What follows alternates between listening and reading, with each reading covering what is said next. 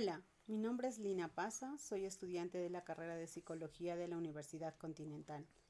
Hoy vamos a aprender sobre un tema muy interesante, métodos de investigación en la psicología.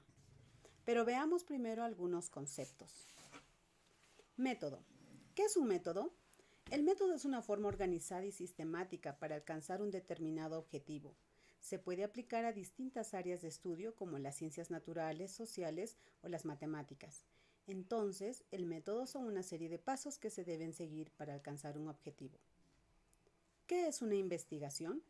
Tiene como objetivo de ampliar los conocimientos sobre un tema para dar solución a un problema o respuesta a un fenómeno particular. En conclusión, investigar en psicología nos ayudará a mejorar el estudio que realizamos para conocer algo mejor, además de estimular nuestro pensamiento crítico y desarrollar nuestra curiosidad para la solución de problemas, usando estratégicamente los métodos que nos permita alcanzar nuestro objetivo. Un psicólogo realiza observaciones muy cuidadosas para lo que precisa de diferentes fenómenos o eventos. Luego usan la información obtenida para desarrollar explicaciones de lo descubierto. A estos fenómenos llamamos teoría. De estos desarrollan hipótesis y luego prueban esas hipótesis a través de más investigación y observación. Para ello utilizan una serie de métodos de investigación, por las cuales éstas tienen puntos fuertes y débiles. Estos métodos se escogen de acuerdo al tipo de problema que se está investigando. Veamos los 5 métodos más usados en la psicología. Métodos de investigación. Primero, observación natural. Segundo, estudio de casos. Tercero, encuestas. Cuarto, investigación correlacional. Y quinto, investigación experimental. La observación natural implica el estudio sistemático de la conducta humana o animal en un escenario natural y no en un laboratorio encerrado. Nos permite ver muchos aspectos de la conducta en el espacio natural en que dicha conducta ocurre con naturalidad.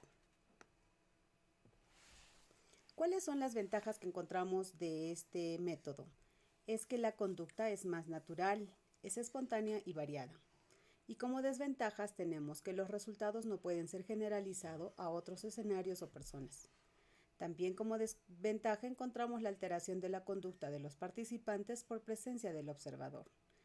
Y, finalmente, el sesgo del observador al distorsionar lo que se ve. Es importante tomar en cuenta que si no existe la suficiente experiencia y pericia del investigador, se puede sesgar sutilmente la información de la conducta que se está observando. Segundo método, el estudio de casos. El investigador hace una descripción y estudio detallado de uno o varios individuos.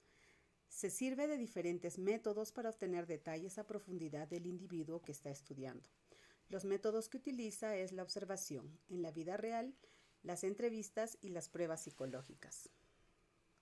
Las ventajas que encontramos en este método son que arroja gran cantidad de información descriptiva y detallada del sujeto por el análisis profundo y consistente del que se está estudiando, además de descubrir nuevos aspectos de un tema específico o confirmar aquello que ya sabemos.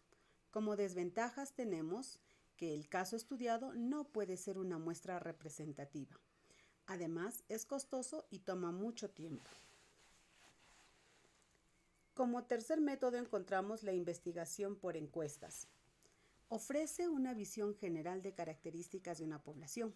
Permite recabar datos de una muestra que represente a una población más grande. Son aplicadas en entrevistas personales o preguntas escritas. Se caracteriza porque mide cuantitativamente las características de una población mediante un cuestionario. Por ejemplo, yo puedo aplicar una encuesta para medir el nivel de satisfacción que tienen los clientes frente a una atención en un restaurante. Las ventajas que encontramos es que es un método flexible y fácil de aplicar. Los datos recibidos son confiables, puesto que las respuestas se limitan a lo planteado. Y además se obtiene gran cantidad de datos en forma rápida. Y como desventajas encontramos que si las preguntas están mal elaboradas, generarán respuestas ambiguas y los datos no serán claros.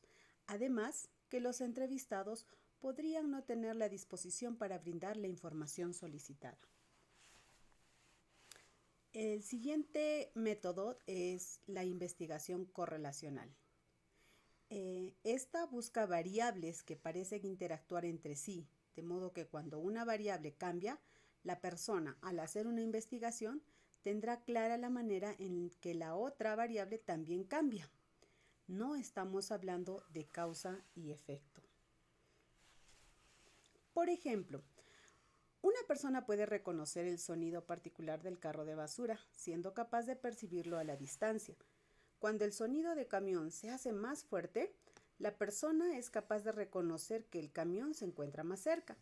De esta manera, la variable A sería el sonido del camión y la variable B es la distancia en la que se encuentra el camión. ¿Qué ventajas encontramos en este método de investigación? Es que nos permite aclarar la relación entre variables que no son susceptibles de examinarse. Y como desventajas, no permite extraer a los investigadores conclusiones sobre las relaciones causales. Como quinto método tenemos la investigación experimental. Considerado el método de investigación más poderoso para los psicólogos, donde se manipulan las variables en forma independiente para determinar cómo afecta a otros. Para este caso se usa un grupo experimental de participantes, que serían las variables dependientes, y otro grupo de control para su comparación, que serían las variables independientes. Como ejemplo tenemos esto. Los ejercicios de relajación previos a un examen mejoran las calificaciones que se obtengan en ese examen. Como variable independiente tendríamos la realización de ejercicios de relajación antes de un examen. Y la variable dependiente serían las calificaciones que se obtienen en el examen. Seleccionamos dos clases de características similares en cuanto a motivación, profesorado, horas de estudio y resultados académicos, que sería el grupo de control y grupo experimental. Ambos grupos deben estar sometidos a condicionantes similares, salvo lo relativo a los ejercicios de relajación. En el grupo experimental, antes de cada examen, se realizarán ejercicios de relajación. Si a lo largo del curso las calificaciones del grupo experimental son más altas que las del grupo de control, podemos decir que los ejercicios de relajación mejoran el rendimiento académico. Como ventajas de este método de investigación, encontramos que el control estricto de las variables permite al investigador extraer conclusiones acerca de las relaciones causales, es decir, causa y efecto. Las variables inesperadas y no controladas pueden confundir los resultados. El estudio en un laboratorio puede influir y alterar la conducta de los investigados. Y además puede ser muy costoso y puede tomar mucho tiempo. Bueno, esa es toda la información que he podido conseguir y compartir con ustedes. Espero haya quedado claro todo. Muchas gracias.